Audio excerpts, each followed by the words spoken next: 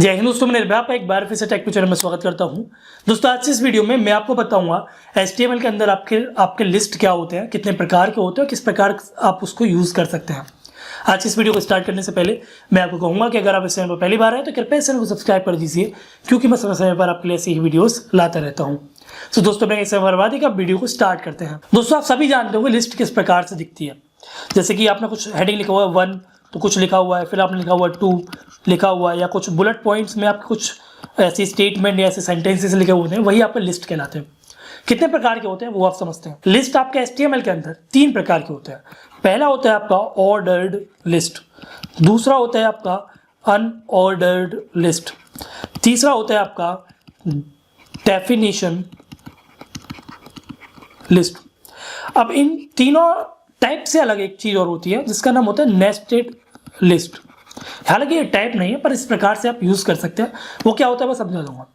सबसे पहले हम समझते हैं ऑर्डर लिस्ट क्या होता है। जैसे कि आपको नाम से समझ में आ रहा होगा, ऑर्डर्ड लिस्ट यानी कि 1 2 3 या रोमन नंबर है 1 2 3 या फिर अल्फ़ाबेट में ABC, ऐसा कभी भी लिखा हो ना, ऑर्डर्ड लिस्ट है। अनऑर्डर्ड लिस्ट की बात करते हैं।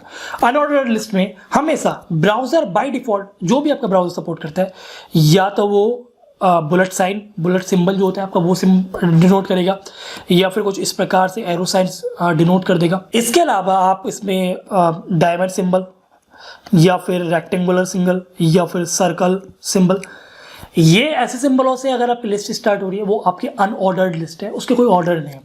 ठीक है। डेफिनेशन क्या है? डेफिनेशन आपका, जैसे कि आपने देखा होगा किताबों में डेफिनेशन होती है, तो कुछ एक चीज़ होती है। सपोज कीजिए HTML क्या है, तो आपने लिखा हुआ है यहाँ पर HTML, देन इसके बाद थोड़ा सा स्पेस होगा नेक्स्ट लाइन में, और यहाँ से आपका वो पैराग्राफ स्टार्ट हो जाएगा। यानी कि ये जो हेडिंग है आपकी डेफिनेशन की, वो थोड़ा सा मार्जिन अलग ले रही होगी आपका, यही आपका डेफिनेशन होता है। थोड़ा समझा देंगे। पहले हम समझते हैं ऑर्डर लिस्ट। ऑर्डर लिस्ट के अंदर हमारे पास 2 टाइप के टैग आते हैं। एक होता है हमारे पास OL, जिसका मतलब आप समझ रहे हैं ऑर्डर्ड लिस्ट। इसके बाद आता है हमारे पास LI, जिसका मतलब होता है लिस्ट आइटम। इसको मैं लिख देता हूँ, लिस्ट आइटम।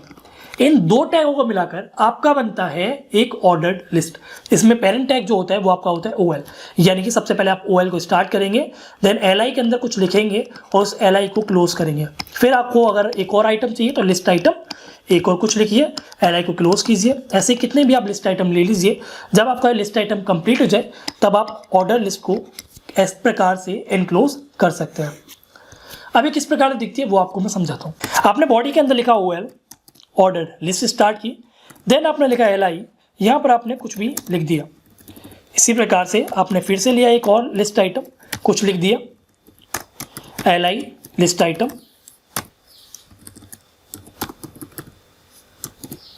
फिर इसके बीच में कुछ लिख दिया। कंट्रोल से सेव करते हैं, ब्राउजर पे जाते हैं, रिफ्रेश करते हैं, तो आपको देखेंगे 1 2 3 मैंने कहीं नहीं लिखा है, देख लीजिए। तो 1 2 3 यहाँ पर ऑटोमेटिक आ गया, क्योंकि ये ऑर्डर्ड लिस्ट है। हालांकि ये 1 2 3 की जगह आप ABCD भी लिख सकते हैं।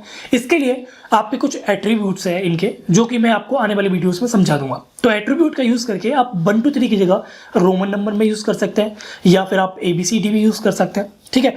तो ऑर्डर्ड लिस्ट आपको समझ में आ गई। अब हम समझते हैं अनऑर्डर्ड लिस्ट। पहला टैग होता है आपका UL, जैसे कि OL में ऑर्डर्ड लिस्ट है, ऐसे UL में अनऑर्डर्ड लिस्ट है। दूसरा टैग होता है आपका LI, यानी कि लिस्ट आइटम, सेम है। तो इसको हम देखते हैं, एक बार एग्जांपल समझते हैं इसका। तो यहाँ पर जो OL लिखा हुआ है, मैं सिर्फ उस O को चेंज करके यहाँ पर UL लिख देता हूँ। तो UL LI list item, control से सेव करता हूँ, अब ये बन गया हमारा अनऑर्डर्ड लिस्ट। रिफ्रेश करता हूँ तो आप यहाँ देखेंगे यहाँ पर ये बुलेट सिंबल आ गए, यानी कि अब ये अनऑर्डर्ड लिस्ट है, इसके कोई 1 2 3 या कुछ फॉर्म नहीं है। हालांकि इन बुलेट की जगह, ये बाय डिफॉल्ट है, बुलेट की जगह हम सर्कल, रेक्टेंगुलर, डायमंड शेप ऐसा भी यूज़ कर सकते हैं। उसके लिए हम एट्रीब्यूट का हमें जरूरत पड़ती है।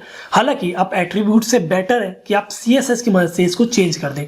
लिस्ट स्टाइल के नाम से एक प्रॉपर्टी होती है, आप उस लिस्ट स्टाइल को जाकर चेंज कर सकते हैं। ठीक है।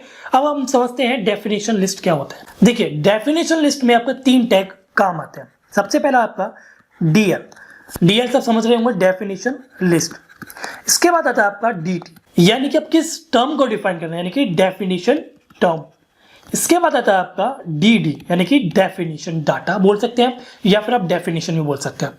इन तीनों का यूज करके आप बना सकते हैं। DL जो वो पेरेंट टैग है, DT जो है वो टर्म को है, किस टर्म को आप डिफाइन कर रहे हैं, DD जो है उसकी जो आपका डेफिनेशन है वो आप इसमें लिख सकते हैं। मैं एक बार आपको दिखा देता हूँ। यहाँ पर मैं UL की जगह सबसे पहले लिख देता हूँ DL, डेफिनेशन लिस्ट बन गई। उसके बाद ये LI हटा देता हूँ, डेफिनेशन टर्म में लिखता हूँ यानी कि हेडिंग लिखता हूँ, यहाँ मैं लिख देता हूँ HTML। देन डेफिनेशन टर्म के बाद मैं लिखता हूँ DD यानी कि डेफिनेशन का डाटा, यहाँ पर लिख देता हूँ मैं HTML is a hyper text markup language. ठीक है, कंट्रोल से सेव करता हूँ और मैं दोबारा से एक काम करता हूँ, इसको कॉपी कर लेता हूँ और नीचे पेस्ट कर देता हूँ। ठीक है, और यहाँ पर मैं HTML की जगह इस बार यहाँ पर मैं जावा लिख देता हूँ ताकि अंतर समझ में आए। कंट्रोल से सेव करते हैं, ब्राउजर पे जाते हैं, रिफ्रेश करते हैं, तो आपको यहाँ पर एक छोटा सा एग्जांपल समझ में आ रहा होगा कि HTML देखो डेफिनेशन जो टर्म है जिसको आप डिफाइन कर रहे हैं वो थोड़ा साइड में आया है और जिसको आप डेफिनेशन लिख रहे हैं वो थोड़ा सा गैप लेके आया है, यानी कि इस प्रकार से आप डेफिनेशन लिख सकते हैं, डॉक्यूमेंट्स को डिजाइन कर सकते हैं। तो ये होता है आपका डेफिनेशन लिस्ट। हम समझते हैं नेस्टेड लिस्ट क्या होता है। नेस्टेड लिस्ट का मतलब होता है एक लिस्ट के अंदर दूसरी लिस्ट को लिख देना। समझते हैं, ये वापस से हमारे पास अनऑर्डर लिस्ट है, आपने इसके अंदर लिस्ट आइटम लिखे हुए हैं। अब आपका मन किया कि इस लिस्ट आइटम के अंदर आप दोबारा से इस अनऑर्डर लिस्ट के अंदर एक और अनऑर्डर लिस्ट लिखें, तो आपने यहाँ पर UL का यूज़ किया यानी कि एक और अनऑर्डर लिस्ट बनाई और इस UL के अंदर आपने एक बार फिर से लिस्ट आइटम मैंने यहाँ से कॉपी करके यहाँ पेस्ट कर दिए, लिस्ट आइटम दोबारा से ले लिए, यानी कि एक अनऑर्डर लिस्ट के अंदर आपने दूसरे अनऑर्डर लिस्ट ले लिए। हालांकि ऐसा बिल्कुल भी नहीं है कि आप अनऑर्डर्ड को ही नेस्टेड कर सकते हैं, आप ऑर्डर्ड को या डेफिनेशन को भी नेस्टेड कर सकते हैं। कंट्रोल से सेव करते हैं, ब्राउजर पे अगर रिफ्रेश करता हूँ तो आपको थोड़ा सा अंतर दिखाई देगा। जो आपका पहला जो आपका पेरेंट है वो आपका काफ़ी डार्क सर्कल में है, डार्क कलर ब्लैक में है, और जो आपका नेस्टेड है, जो आपका चाइल्ड है, वो आपका नॉर्मल वाइट कलर के सर्कल के अंदर है। तो यही होता है आपका लिस्ट। दोस्तों आज की इस वीडियो में सिर्फ इतना ही। आशा करता हूँ आपको वीडियो पसंद आई होगी। अगर ये वीडियो पसंद आई तो कृपया इस वीडियो को लाइक कर दीजिए, शेयर कर दीजिए अपने दोस्तों के साथ। अगर इस चैनल पर नहीं तो कृपया चैनल को सब्सक्राइब कर दीजिए। दोस्तों वीडियो देखने के लिए धन्यवाद।